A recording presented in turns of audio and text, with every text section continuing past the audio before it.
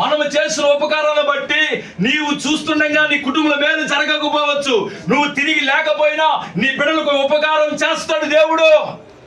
అందుకని ప్రజలకు ఉపకారము చేయాలి, కీడు మాత్రము తలపెట్టకూడదు.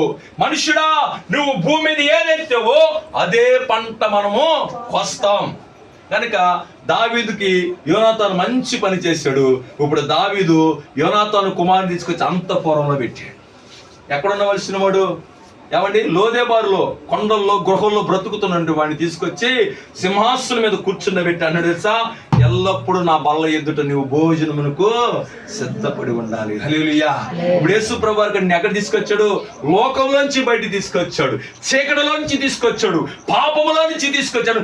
ఎప్పుడు నా మందిరం నా బల్ల ఎదుట నువ్వు భోజనానికి సిద్ధపడాలంట 12 మంది శిష్యులు యేసు ప్రభు వారి మధ్యన కూర్చుండబెట్టాడు.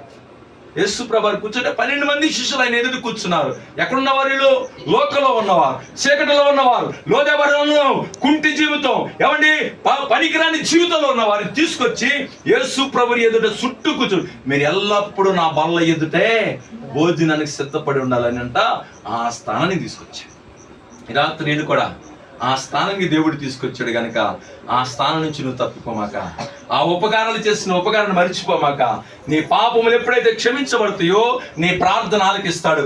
ఆలకించిన వాడు స్నేహం చేస్తాడు, చేసిన వాడు బల్ల దగ్గరికి తీసుకొచ్చి ఆహారం పెట్టడము పోషించడము చేస్తాడు. హల్లెలూయా.